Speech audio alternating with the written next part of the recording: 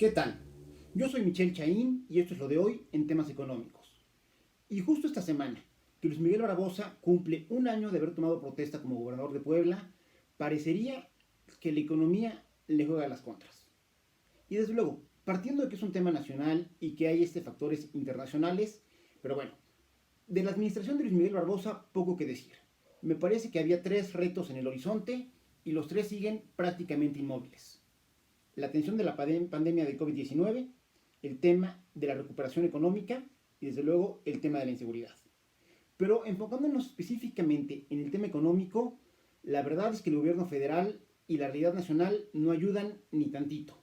Se publicó por parte del INEGI la semana pasada el dato del Producto Interno Bruto, el PIB, al segundo trimestre, y la realidad que vimos reflejada ahí no podía ser peor. Al segundo trimestre la economía se cayó menos 18.9. Preocupa porque es una caída histórica. Si sumamos las caídas que tuvimos en la crisis de 94-95 y las de 2008-2009 sumadas, no alcanzan una caída como el 18.9% que estamos viendo y viviendo este año en la economía nacional. Pero preocupa también porque es un tema de tendencia, o sea, no es un hecho aislado. En primer trimestre de 2019, es decir, el primero que podemos ver ya reflejado lo que es la administración de la 4T, la economía creció prácticamente nada, un crecimiento marginal del 0.07%. Después hubo caída en el segundo trimestre, caída en el tercer trimestre, caída en el cuarto trimestre, y 2019 fue un año en el cual no pudimos crecer. Lejos de crecer, la economía se cayó el menos 0.1%, lo cual nos reflejaba buena parte de los problemas de conducción económica que estábamos encontrando por parte del gobierno federal. Hubo muchos, y me incluyo, que creímos que para 2020 el gobierno federal ya habría aprendido, ya habría cubierto su curva de aprendizaje y que tendríamos, digamos que un mejor entendimiento de la economía nacional para este año. Nos equivocamos de cabo a rabo. En el primer trimestre de 2020 tuvimos una caída del 2.4%. Una caída de 2.4% que es muy importante porque aún no se reflejaba el impacto del COVID-19 y no se estaba reflejando de lleno el tema de la sana distancia. Ya para el segundo trimestre es ahí donde ya se refleja de lleno el impacto que estamos recibiendo por parte del COVID-19, el efecto de este parón que le pusimos a la actividad económica con la sana distancia, y además de que continuaron los malos manejos y las malas decisiones en la política económica del país.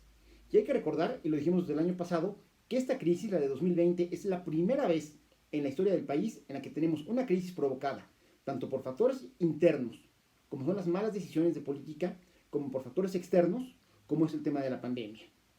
Insisto, y tuvimos una caída del menos 18.9%. Y el comparativo, incómodo pero comparativo necesario al fin con los Estados Unidos, la verdad es que reflejan las diferencias en cómo desde el Ejecutivo se están enfocando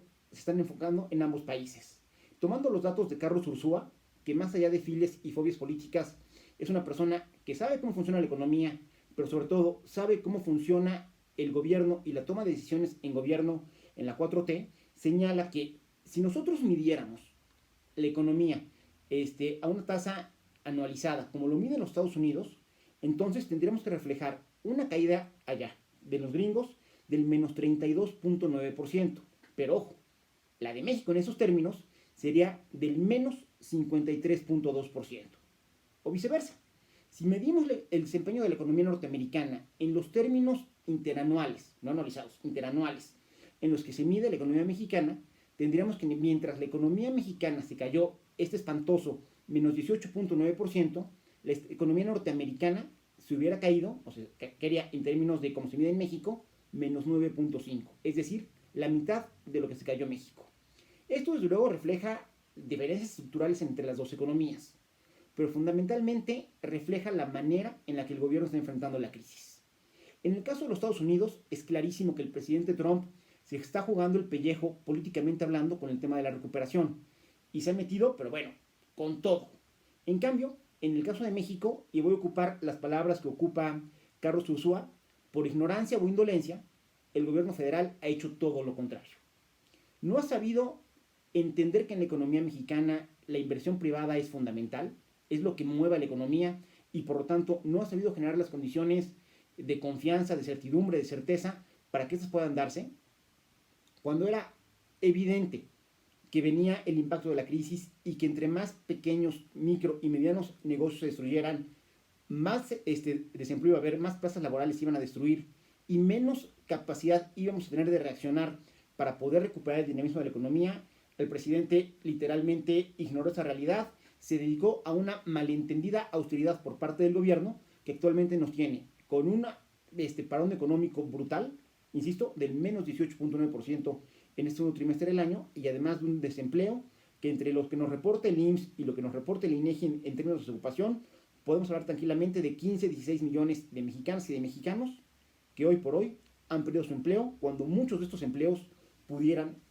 haberse salvado.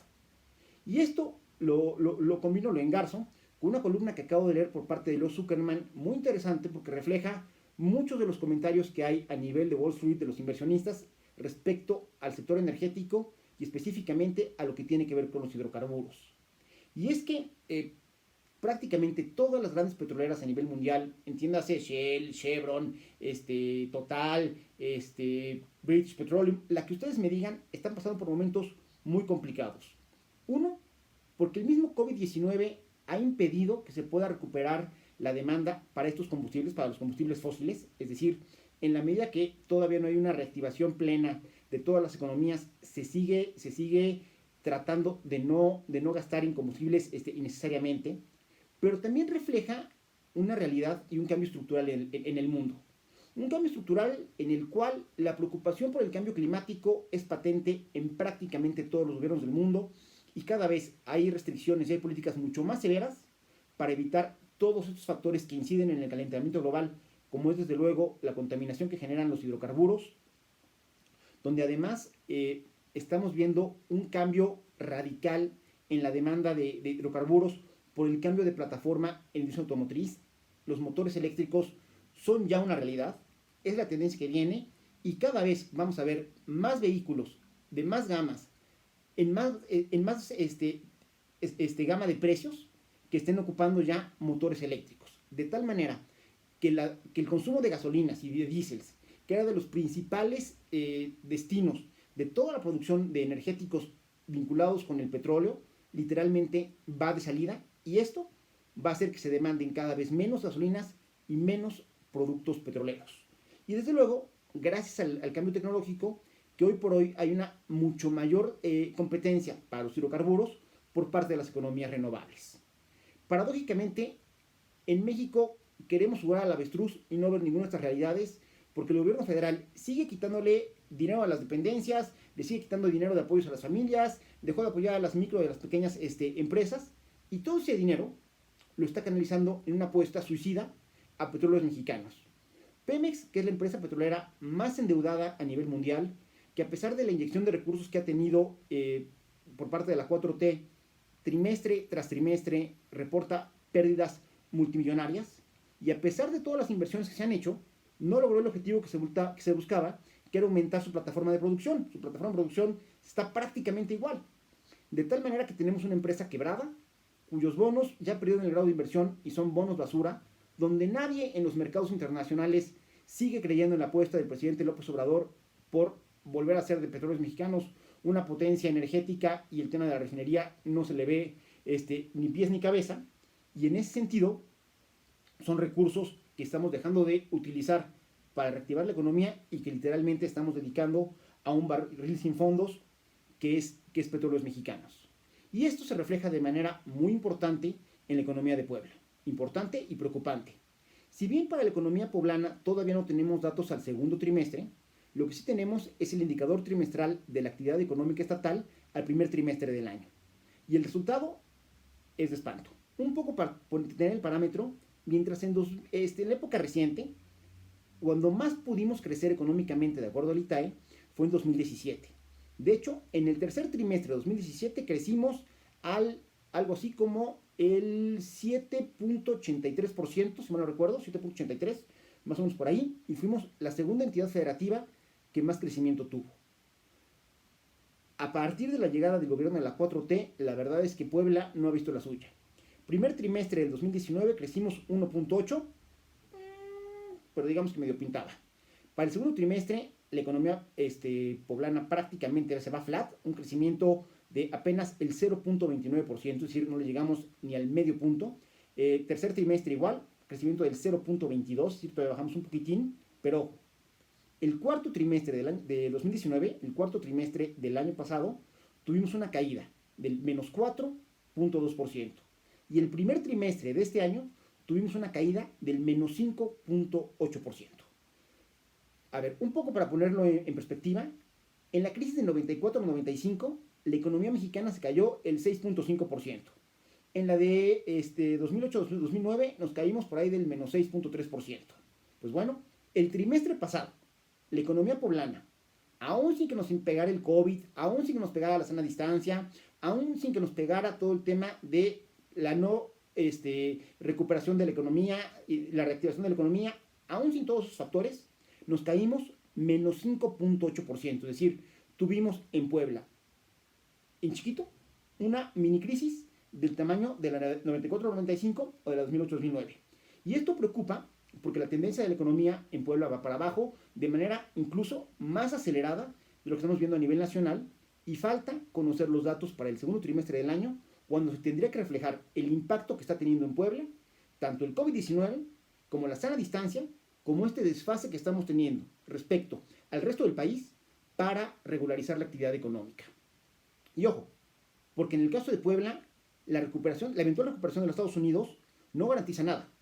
Hay regiones del país como las del Bajío y el norte, donde tiene una integración, digamos que mucho más estructurada con la economía norteamericana, donde ahí sí me queda clarísimo que inmediatamente cuando se recuperen los Estados Unidos van a empezar a jalar a esas regiones del país. La realidad en el centro del país es bastante más variopinta, donde tenemos algunas industrias, algunas empresas en particular vinculadas con la economía continental, pero no todas, muchas enfocadas al mercado interno que nada más no mueve la patita, y bueno, ya del sureste ni les digo.